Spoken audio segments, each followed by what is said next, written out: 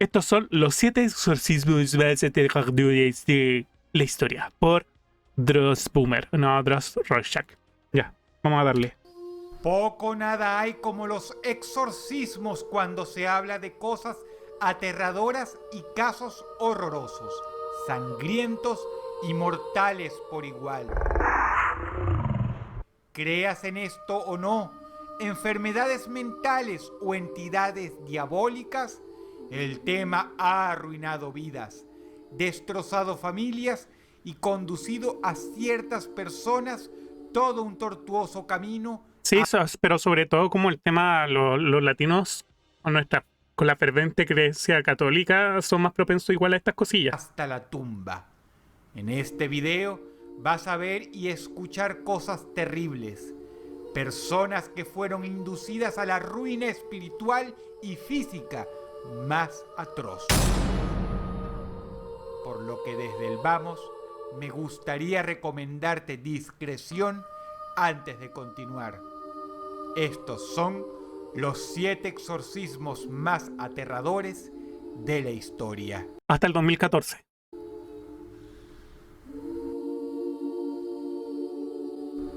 Número 7. El caso de Archie Jane Johnson es uno de los más famosos por ser el primero donde un abogado alegó posesión demoníaca para establecer la inocencia de su cliente, quien había asesinado a un hombre de manera brutal. Güey, no me lo puedo tomar en serio si lo ocupan para defenderse de un caso.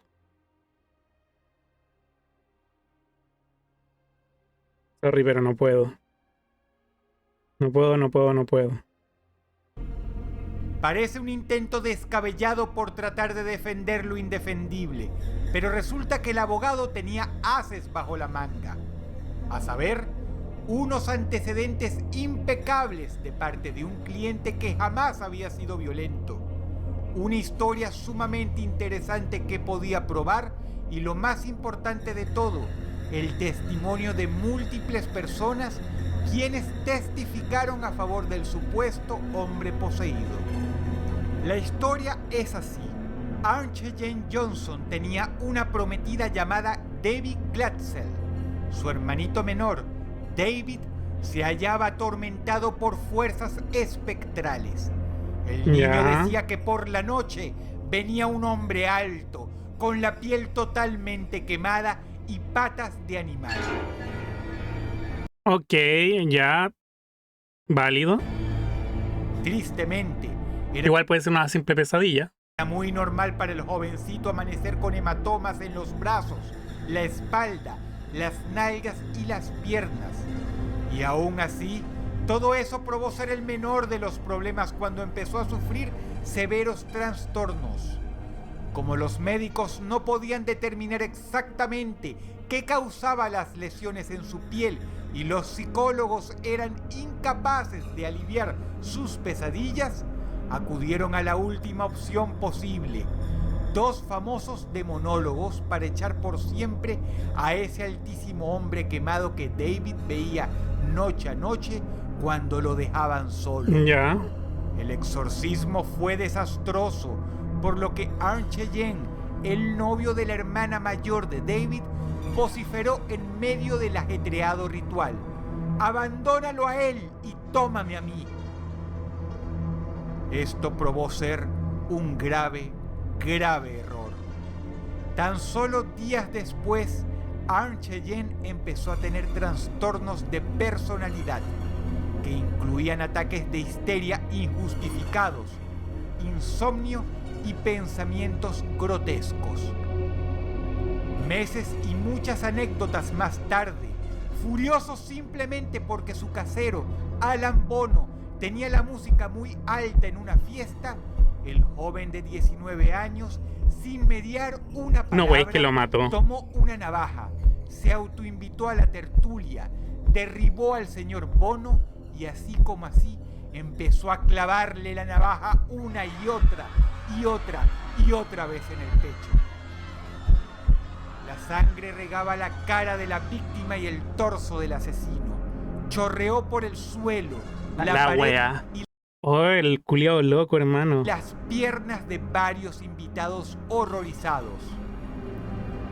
Eso no fue suficiente para detener a Arn Cheyenne, quien siguió apuñalándolo hasta básicamente desfigurar por completo el torso superior de Bono. El charco de sangre se mezcló con el líquido pleural de los pulmones y otras sustancias del interior de la víctima en una carnicería terrible. Cuando la casa hubo sido desalojada, la policía se encontró con una sala silenciosa y sangrienta donde solo se escuchaban puñaladas y los constantes jadeos del desquiciado asesino mientras obraba su repulsiva labor. Hasta aquella noche, Arn Cheyenne jamás había sido violento con nadie. Fue sentenciado a prisión a pesar de los esfuerzos de su abogado.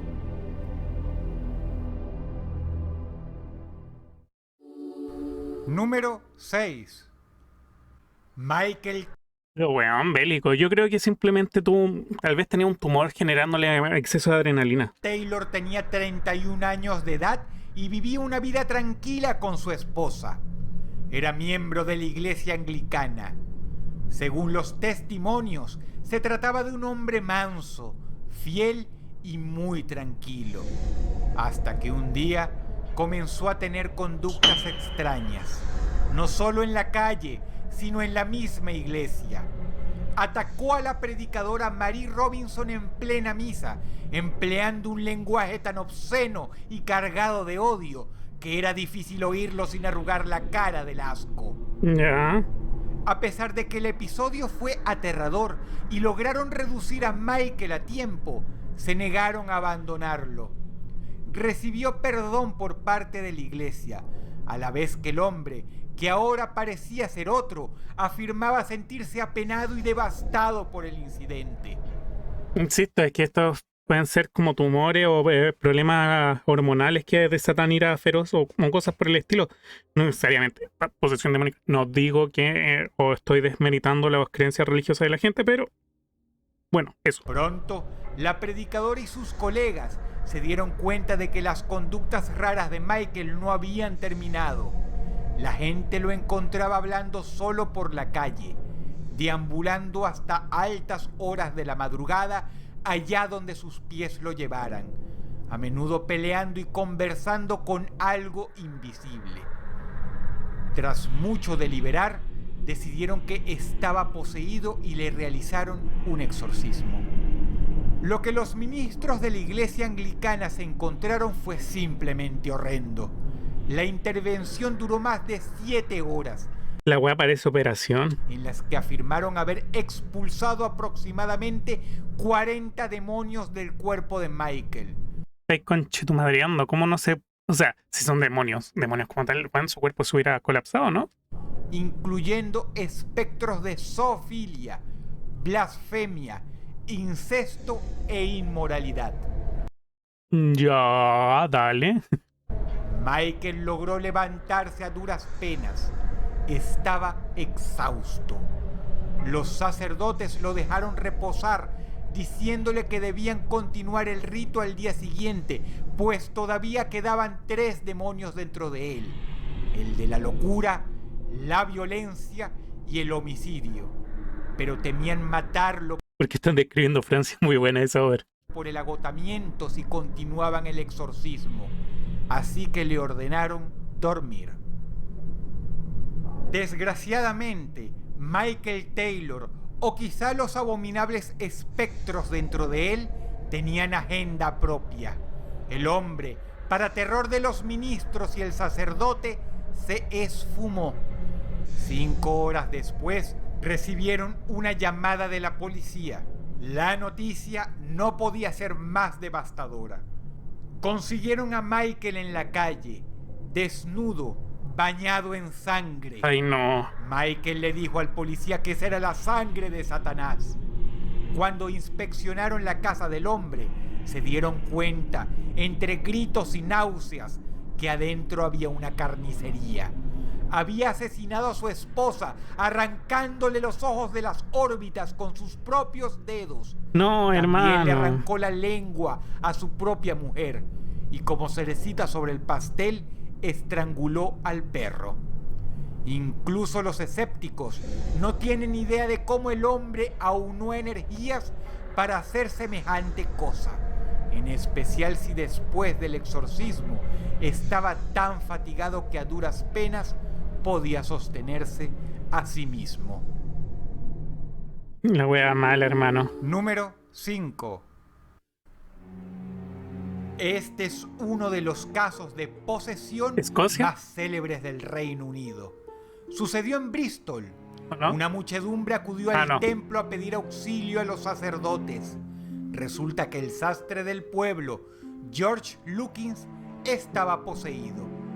Se reporta que en un principio los vicarios, escépticos, acudieron al negocio del señor Lukins con la intención de darle un ejemplar reprimenda para que se dejara de idioteces. Ya. Poco o nada sabían estos religiosos que lo que se iban a conseguir era algo grotesco más allá de la imaginación. Se las iban a meter. George Lukins no solo decía unas obscenidades atroces que lo hubieran podido llevar preso durante aquella época, sino que además hablaba en lenguas extrañas e irreconocibles. Pero lo peor de todo, por lejos, es que era capaz de cambiar la voz. De su garganta hinchada rugía una bestia. Luego hablaba un ente con una voz extraordinariamente profunda y, por último, lo más aterrador, emergía de sus labios una voz siniestra y completamente femenina. El espectáculo apenas comenzaba. Empezó a ladrar como un perro poco después. Mientras los sacerdotes deliberaban frente a las puertas de su negocio, con la muchedumbre reunida y George Lukins ahora cantando una canción a todo Es como lo de Fieldstein. pulmón, decidieron que lo mejor sería contenerlo. Por desgracia, este hombre no recibió ayuda espiritual. Vivió con una pensión durante varios años, pero al final Lukins murió mugriento, harapiento y solo en un callejón. La muerte del vago. Número 4. El exorcismo de Roland Doe es quizá el más famoso en toda la historia de los Estados Unidos. No en balde, inspiró la película del Exorcista. El caso tuvo un revuelo tan extraordinario Ya. que protegieron la identidad del muchacho. Roland Doe es un nombre Ese cráneo tiene un clavo enterrado. falso, pero creas en esto o no, el niño existió en verdad. El hogar donde vivía se vio asediado por eventos pesadillescos. Las sillas se movían, los libros se caían, un cuadro de Cristo se arrastraba por la pared como si alguien invisible lo estuviera moviendo, y constantemente había olor a excremento en toda la casa. Ya. Pero las incidencias eran especialmente fuertes cerca de Roland, quien parecía ser la fuente de todo el problema. Decidieron internarlo unos días en la iglesia, bajo la inspección constante de sacerdotes. Los clérigos afirmaron escuchar sonidos de rasguños en las paredes mientras el pequeño dormía. Las sillas se movían y, lo que era peor, escuchaban susurros macabros como conversaciones entre entes. La familia consideró prudente hacerle pruebas médicas y psicológicas al chico. Los profesionales no hallaron nada, pero la salud de Roland se deterioró a tal punto que de la piel comenzaron a emergerle fístulas y ampollas horrendas. Decidieron llamar de vuelta a los sacerdotes, quienes habían conseguido el permiso del arzobispo para realizarle un exorcismo. Múltiples testigos afirman que el niño gritaba con una voz que no le pertenecía, que las luces se encendían y se apagaban, Las ventanas vibraban y se oían sonidos atronadores por todas partes. El joven consiguió partirle la nariz a uno de los vicarios. El caso fue tal que se escribieron múltiples reportes. Hay mucho que ver respecto al caso de Roland Doe, pero lo verdaderamente horrible, weón, aterrador qué terrible. es la cantidad de gente reputable y autoridades eclesiásticas que afirman que fue real. Te invito a investigarlo tú misma o tú mismo. Número 3. El caso de Marichika Irina Cornici es quizá uno de los más abominables, porque sea un hecho legítimo de posesión demoníaca o algo falso, las consecuencias fueron una vez más mortales.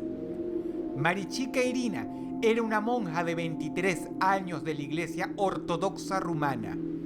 Según lo que se reporta, estaba mentalmente enferma. Tenía una historia trágica.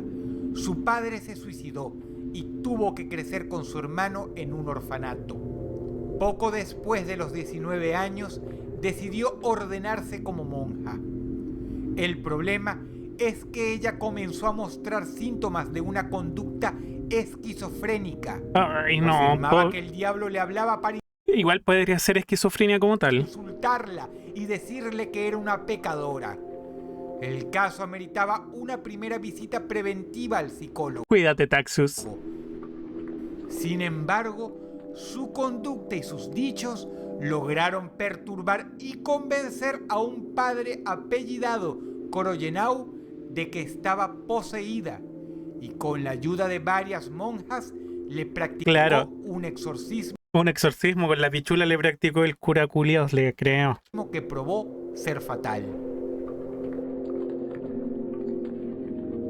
Durante el juicio, el hombre afirmó que la joven de 23 años era increíblemente salvaje y que se negaba a beber agua bendita, por lo que le encadenaron de Podía tener rabia si no tomaba agua. Tal vez estaba sufriendo hidrofobia.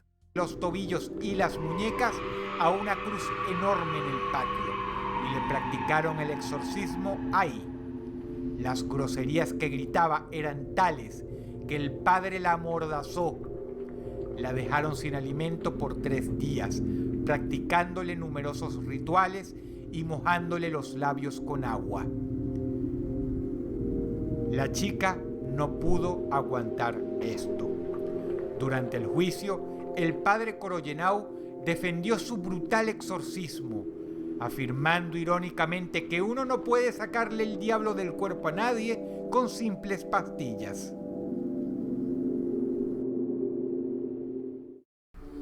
Número 2. Oh, hueones.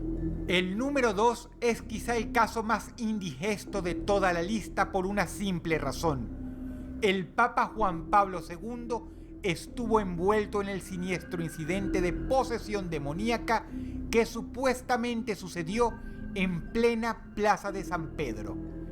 Tienta a pensar que se trata de una leyenda urbana, pero Sí. resulta que quien contó esta historia es nada menos que un sacerdote, y no cualquier sacerdote, sino el padre Gabriel Amort, el exorcista oficial del Vaticano. Ah, chucha. Sucedió en plena misa. La joven empezó a gritar obscenidades de tal manera que se hacía escuchar en toda la plaza. Los presentes no cabían en sí mismos para explicar cómo podía rugir de tal manera.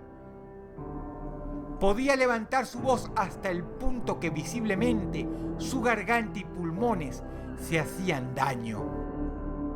Obviamente esto llamó la atención del Papa, quien se bajó del podio y fue hasta ella.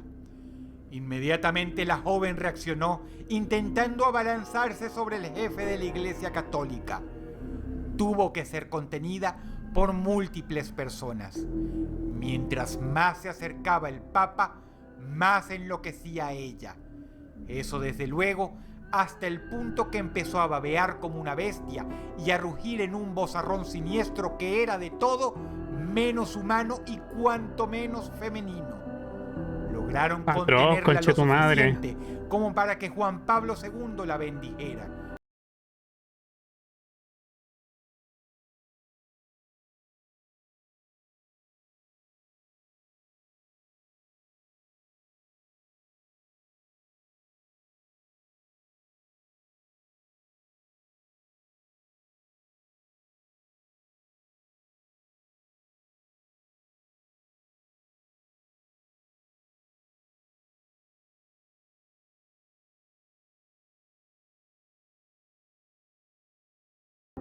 Al pico, weón.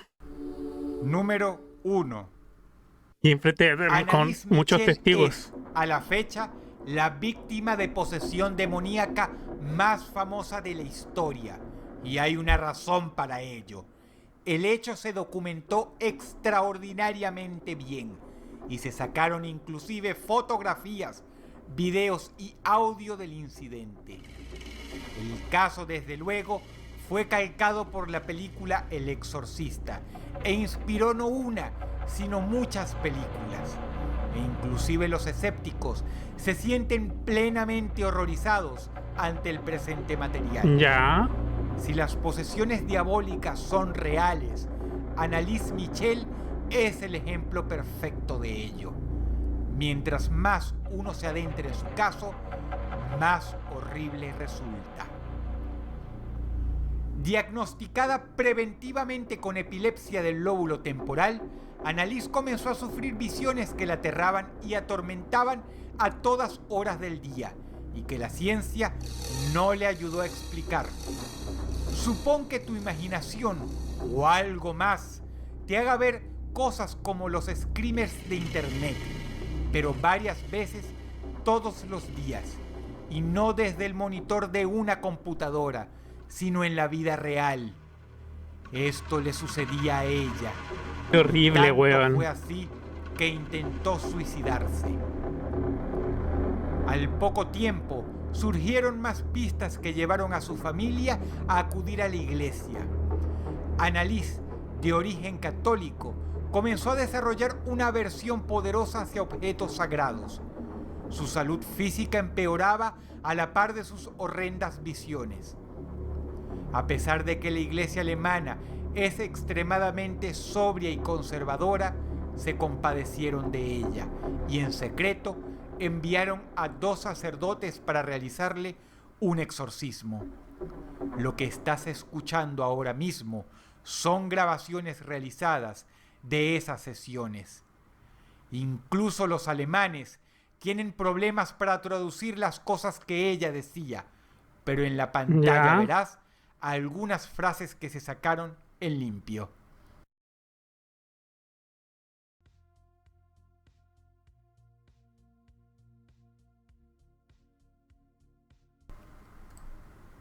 Lamentablemente, esto probó ser demasiado.